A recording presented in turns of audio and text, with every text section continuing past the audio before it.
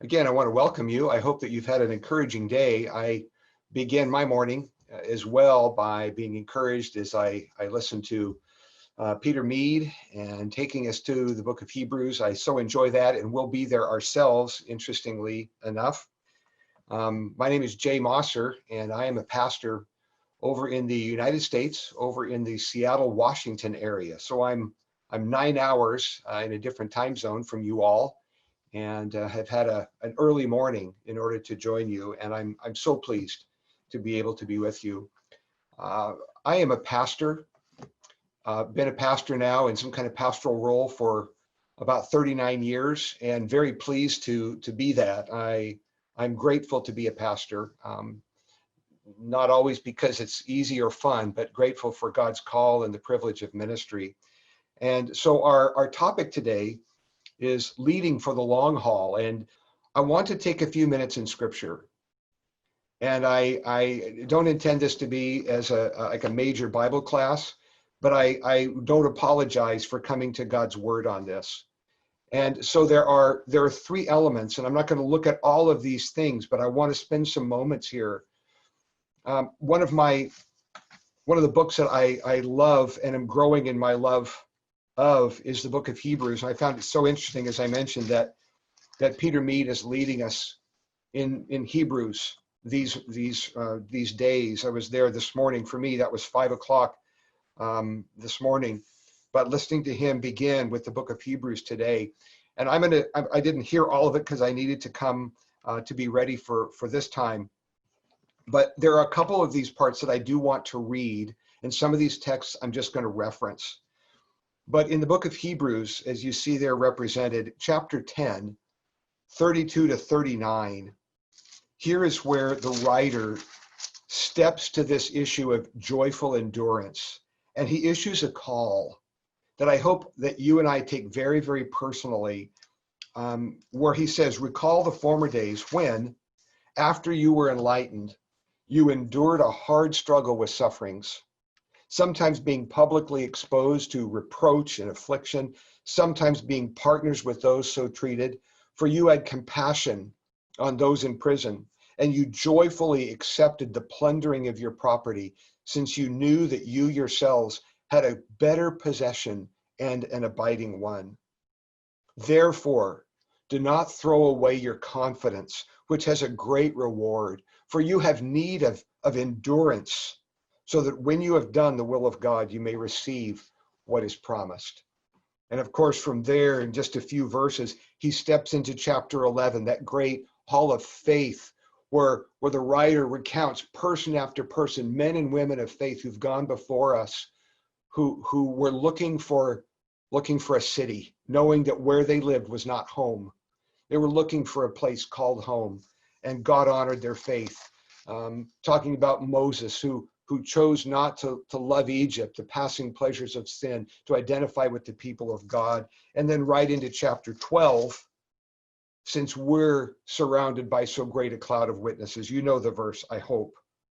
Let us also lay aside every weight and the sin that so eagerly or so easily entangles us, and let us, you know it, run with endurance the race that is set before us, looking unto Jesus, the author and finisher or perfecter of our faith, who for the joy that was set before him endured the cross, despising the shame, and is seated at the right hand of the throne of God. Consider him who endured such hostility by sinners against himself, so that you will not grow weary in your own struggle against sin. And with this now, and you see the way I have the text lined up, I like to start here in Hebrews and then go back to chapter 1. And I'm going to do that just briefly, and then let you, on your time, read those other texts from Hebrews. But I like to go back to chapter 1, just for a major issue here. If the goal of this book, one of the key goals, is to call Christians to a life of endurance, if indeed that's the goal of the writer, as I think it is, what do you tell these people? What do you tell suffering people? What do you tell weary and burned out and tired people, people who've been stepped on, people who've been bypassed, people who've seen little fruit. What do you say to them? Do you say things like, give them 10 chapters of things like, oh, hang in there, it'll be okay? Is that what you say? Do you say, oh, don't worry about it, just don't worry about it? Is that what you tell them? And that's not what Hebrews is about. You know the story. Chapter 1 begins long ago, and many times in many ways, God spoke to our fathers by the prophets. In these last days, he has spoken to us by his Son, whom he has appointed heir of all things, through whom also he made the world. He's the radiance of the glory of God, the exact imprint of his nature. He upholds the universe by the word of his power. So what's he doing here? My dear friends in ministry, my colleagues, listen. When the writer calls these people to endure, here's what he does. He gives them Christ. He gives them Christ in all of his glory, all of his offices. That's what Hebrews is. Christ is prophet, priest, and king. Christ greater than Moses, a greater king than David, the greater son of David, greater than the human priests who lived their life and ministered and died. Christ, the great one. That's what he gives them. He doesn't give them empty promises. He doesn't just give them a pat on the back. He says, oh, dear people, for you to endure, I want you to see Jesus. I want you to see Christ. I want you to be captured by him. I want that to be a major theme for us today. I want to close our time at the end of this with a couple of similar thoughts as well. And I want to use my time well in order to do that. But a vision of Christ, not because in seeing Christ, all my problems go away, but rather because in seeing Christ and being captured by his glory and his sufficiency, I run for an audience of one. I run for his pleasure. I run to finish his race. And this has such significance to me personally. I know it does to you too. Otherwise, you wouldn't be in the race either. So all of Hebrews, it's a call for endurance. And I commend all those other texts to you. Each one of them speaks to this issue of endurance, reason to endure, what courage you take from that key truth. So please take the time to look at all of those. Secondly, in God's word, I just refer us back. I'm not going to go here. I'm going to refer you back to the story in 1 Kings 18 and 19. You remember the story of Elijah, the prophets of Baal, that wonderful victory up on Mount Carmel. 450 prophets of Baal, and this amazing moment of confrontation between Baal and God, God does it. Mighty moment of fire from heaven and slaying the prophets of Baal or Baal, and then Elijah running for his life. And you remember, and you've, as some of your comments a moment ago said, many of you identify with Elijah there under that broom tree, saying, Lord, it's enough. It's enough. Take my life. Am I better than my father's? It's enough, Lord. I can't run anymore. He'd run, 20 miles? After an amazing victory, yes. 20 miles, utterly spent. Utterly spent. You have probably, I'm sure, if you've been in ministry at all, you know what it's like to be at a place of being utterly spent. I have been there too. I could tell you stories that are very personal and deeply emotional of times when I had little to pray, when words couldn't come. And I remember a couple of times just saying, oh God, help. That was it. And you've probably had that too. And here's Elijah. And I so appreciate God's meeting this weary prophet with those words that I have represented for you on this slide. The journey is too much for you. And man, is that true. You are spent. You are weary. The journey is too much for you. Now, of course, you know what takes place there. God gives him rest. God gives him food. It's like a little timeout, little retreat, food. And one thing that's missing from the text is God never says, Elijah, you get back on your feet and you stop it. He never chews him out. God meets him with an angel's visit in a very personal and profound way and says, the journey's too much for you. And he feeds him, gives him rest. And then very soon after, you remember, he sends him a friend in the person of Elisha, who will walk with him as a brother and soon take over that ministry. And then third, I find it interesting again this morning in the plenary, or this afternoon for you in the plenary session as we begin our day, the gentleman who introduced Peter Mead, he referenced this next text from 1 Corinthians 1, the mighty Apostle Paul.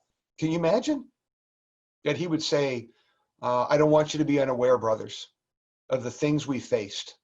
We despaired of life itself. That's the Apostle Paul, for goodness sakes. Man, if there were times when Paul despaired of life itself, maybe I'm not in such bad company when I find this thing called ministry to be hard. So these are just three representations from the Word of God. You could go to Ephesians 6, spiritual warfare and the call to stand. You can go to 2 Corinthians 4, one of my favorite texts of all time, and the reasons to stand, reasons not to give up. Okay, I want to go then to 2 slides that cover some practical considerations, some things that I think we would do well to build into our lives and to think about for the good of our own souls. And some of these I'll comment on more fully, but on this slide, there are 5 that I think for our good and our endurance in ministry. I'm certainly a fan of reading and reading biographies. I love reading the stories of men and women who've gone before me, who in many cases suffered far more than I'll ever suffer. But I appreciate reading good books and good Christian theology, and biographies have been really key in my life. A mentor, certainly, I'm a huge fan of this. The next 2 I want to take together and commend this to you. Theologians of old talk about double knowledge. You're familiar with this from Augustine and Luther and Calvin and some of these who talked about double knowledge. And I'm representing some strains of that theological idea here. Double knowledge, of course, knowledge of God and knowledge of ourselves, and the importance of growing in both of those. And so here I'm speaking particularly about the knowledge of your own soul and caring for your soul. And I'm wondering here, hoping for you, that you have taken some kind of time to think about how God has wired you. How does your soul function? What do you need for soul health? And that means a number of things. It means knowing honestly about yourself. Are you encouraged? Are you built up? Are you filled by being around people? Are you encouraged in crowds, or are you drained by crowds? It's not a crime either way. Some of us are more introverts. I am more of an introvert than an extrovert. People have asked me, well, then what are you doing as a pastor? And I say, well, that's God's call in my life. And so my first inclination would be to sit down with the books behind me and a large pot of coffee and shut the door. And I could just stay here for hours and be happy. Another person who shares ministry with me, he wants the door of his office open all the time where he can talk to people constantly. He's an extrovert. So what are you? What things fuel you? What things breathe life to your soul? I hope you can answer that. Now, part of that then involves how many hours a week can you work and stay healthy? And dear friends, you need to think about this. And let's be honest. Sometimes we compare ourselves with other people who, I'm sorry, can flat out carry more. I've had to wrestle with this my own life. I'm 58, almost 59. And there are times in my life when I've looked at other people and said, look at that person. They're leading a church like this, speaking in conferences, writing books, traveling all over the country or the world. They get by on 3 hours of sleep a night, and they're healthy and strong and love life. What's wrong with me? I can't do that. Not even close. And so I've had to wrestle with learning to accept how God has wired my soul. I can't get by on 3 hours of sleep, not routinely. I need more than that. Other people can run around the world and write books and speak at conferences all the time and can do more than me. And I've had to learn to be okay with that. And that also translates right into local church ministry. I routinely work 50 hours a week, maybe 60 sometimes, but 60 is rare. It had better be a crisis. 50 hours is pretty comfortable for me. I take a day off every week. Now and then it gets infringed upon by crises.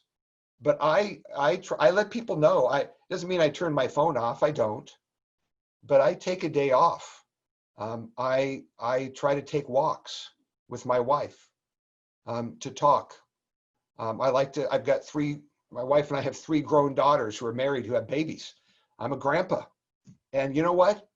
I want to be a good grandpa, which means I need to have time to hold babies and not have my phone ringing all the time. So I need to have time to care for my soul, and that involves time with people I love. So I'm asking you here, how are you wired? Do you know? Another analogy I've often found helpful for myself is some of us are 5-gallon bucket people. Some of us are 1-gallon bucket people. Does that analogy help you? 5-gallon buckets weigh, if they're filled with water, they weigh about 35 pounds apiece. If you carry 2 of them, it's 70 pounds. Some of you could do this uphill and down for miles. Some of you may have to. In some settings, I've been in Africa where people carry water all the time, usually on their head. Others of us are 1-gallon people, 7 pounds.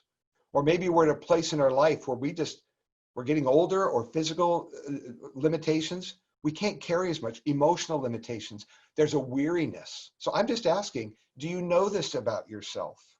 At this point in your life, how much should you wisely carry? And at what place should you set down some things and say, I can't do that. I can't do that anymore. Maybe I couldn't do that ever. I do not believe God calls us to burn out in ministry for him. I understand weariness. I understand exhaustion. I understand the hurts and deep disappointments of ministry. I really do. And sometimes they take our breath away. But to routinely live at such a pace that it's sucking the life out of us. Dear friends, if that's you, if you've come to the forum this year and you're running at a pace that is not sustainable, you need to give deep thought to this. And maybe you're carrying too much. Maybe the journey is too much for you. So don't compare yourself with others. Don't do it. Don't compare yourself with others. God has given you a certain ability to carry things. Carry what that ability is and learn to say, Lord, I trust you with the rest, and put it down. Now, on your notes, if you're tracking with me, on the written notes, as here on the slide I have the phrase, take danger signs seriously. On the notes, I have the subtitle here. It says, don't keep baby alligators. I'll explain that. This is the moment where I'll explain that. What do I mean by baby alligators? Well, some people keep pets. Some people have dogs and cats. Some people have birds and all manner of other things. I won't ask for the other things people keep as pets, but some people have other animals as pets. Well, here and there, people like to have exotic animals. And I have heard of people who adopt baby alligators or crocodiles, just cute little guys. They're like a foot long. They're not a problem. You feed them dog food. Not a problem with a little 12-inch alligator. Only problem gets to be if you feed them enough dog food, they grow a little bit. Before long, that little cute 12-inch alligator is 18 inches. And then 24, and he or she has graduated from dog food to pieces of hamburger tossed. And before long, he doesn't fit in the cage you've got him in, or the aquarium. He needs to move to the bathtub. Before long, your cute little alligator Fluffy is 6 feet long and eating a pound of hamburger a day. And before long, you come home and the bathroom door's open and your cat's missing. Now, am I talking about alligators here? I'm not. I'm talking about hidden sin. I'm talking about sometimes as we get stressed, danger signs. One of the danger signs is we're keeping baby alligators. We're keeping little alligators that nobody else will see about. Nobody else will see them. They won't know about them. And we're feeding them little pieces of dog food, in a sense, to keep ourselves going. And sometimes those are habits. I won't even begin to list them all. Things that people do to de-stress. And I'm telling you this, when you are running too fast and too hard, when the journey's too much for you, it becomes easier and easier to rationalize keeping baby alligators. And before long, one of those baby alligators grows and takes your left arm off. You understand my analogy? And you're out of ministry and you hardly know why. Well, danger signs for your soul. When we begin to say, nobody will know, or that doesn't matter, we begin to, like the statistics earlier, the only time we spend with the Lord is when we're preparing a lesson. We're not feeding our soul. We're not refreshing our soul in the Lord. So be careful here. Now, I have some more practical considerations. Okay? Another slide of these.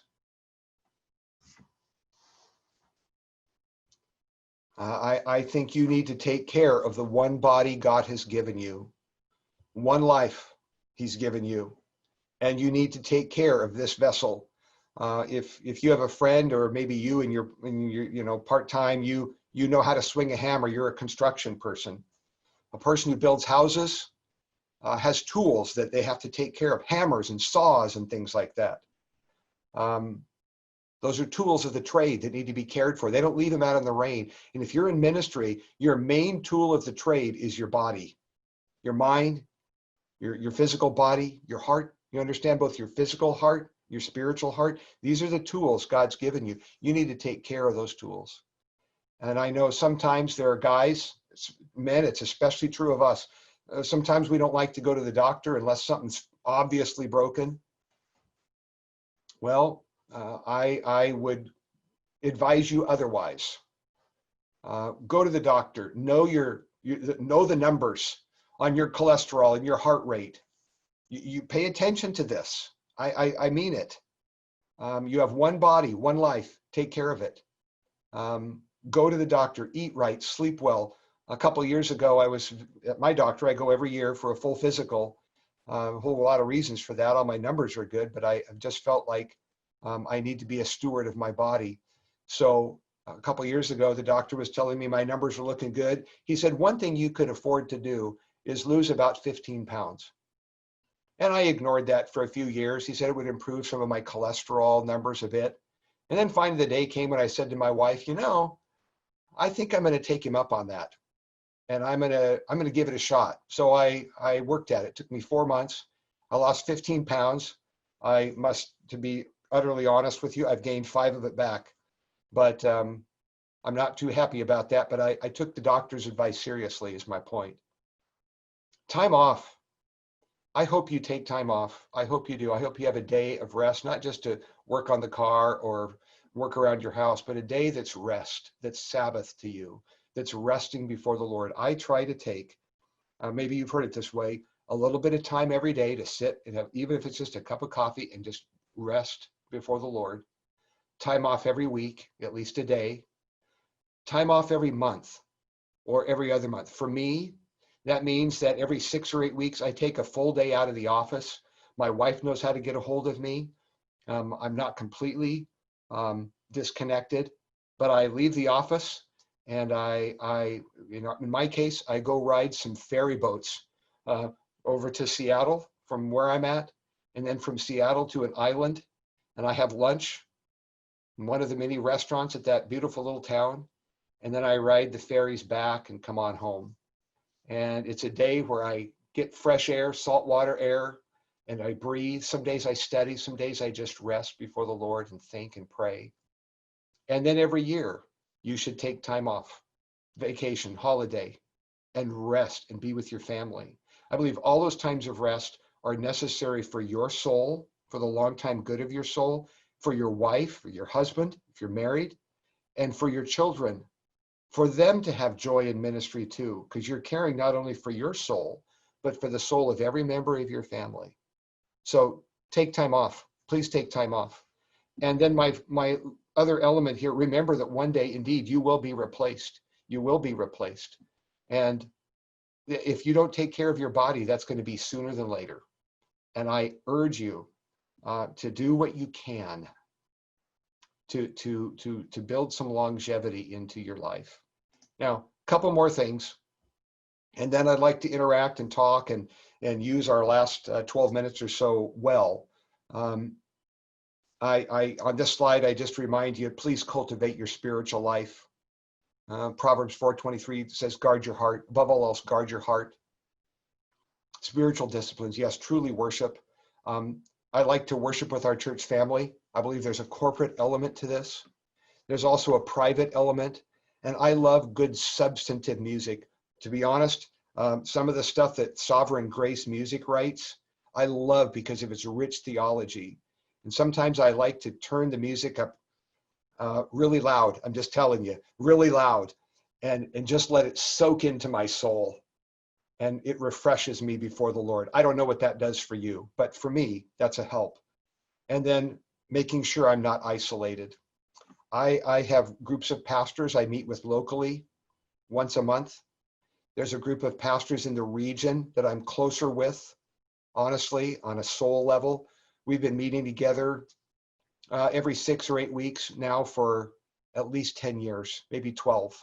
One of us has died, and we've walked together through this, but we share life and ministry together. If I have a problem, I can say, guys, I need your input here. I don't know if I'm doing this right. Group of guys who are workers with me in faith. And then there are other people, broader group that I meet with a couple times a year. But I need time with brothers and sisters in Christ. I have a community group, small group I'm with too. So I'm just saying, don't walk alone. Don't walk alone. Don't walk alone. I want to leave you, as I mentioned earlier when we talked about Hebrews, I want to leave you with some comments on the glory of Christ and why I think it's so important that you think about the glory of Christ. Some of you who read know the Puritan John Owen, a great mind, great man of faith, maybe second only to John Calvin in intellect and impact. But John Owen, 1600s, I'll be very brief. He was a pastor's kid, incredibly smart, headed off to Queen's College at Oxford at age 12 to study things that I barely know how to deal with myself, advanced mathematics and all kinds of things. But at 12, finished both bachelor's work and master's work in his teenage years, and then headed off into pastoral ministry and writing, 40 years of writing. But married a young lady named Mary. But here's the thing, through his years, John Owen and his wife gave birth to 11 children. 10 of them died. Listen to me, 10 of them died in younger years, 10 of them. Only one of their kids reached adulthood. She entered a difficult marriage. That marriage ended. She moved back home. She died. And then Mary died. You're tracking with me. But John Owen, I'm not saying that was water off a duck's back, or it was not easy at all. No. I'm pointing you to the glory of Christ, because his last work is called Meditations on the Glory of Christ. It was really finished. It was printed right after he died. But John Owen was a man obsessed with the glory of Christ.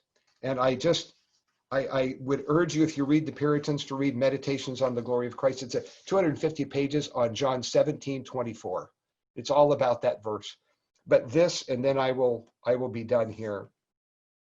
On the day that he died, I just want to read, this is from a book called Meet the Puritans. It's way too thick, but he's in it. And I want you to hear this. On the day that he died, he said these things: I am going to him whom my soul has loved, or rather who has loved me with an everlasting love, which is the whole ground of my comfort. I'm leaving the ship of the church in a storm, but while the great pilot is in it, the loss of this poor under rower will be inconsiderable. And then when another came in and told him that his work on the glory of Christ was beginning to be published, he said, I'm so glad to hear it, but listen, he said, the long wished for day is finally here, when I will see that glory in another manner than I've ever done or ever shall in this life. the long wished for day. And it isn't just that, it isn't a death wish. It's a longing to see the glory of Christ. And in his book, The Glory of Christ, and again, I urge you to read it, he says, meditating on the glory of Christ is the best way to prepare to die. And it's the best way to prepare to live. And I believe him. I believe him. I wish for you as you endure that your heart would be captured with the glory of Christ.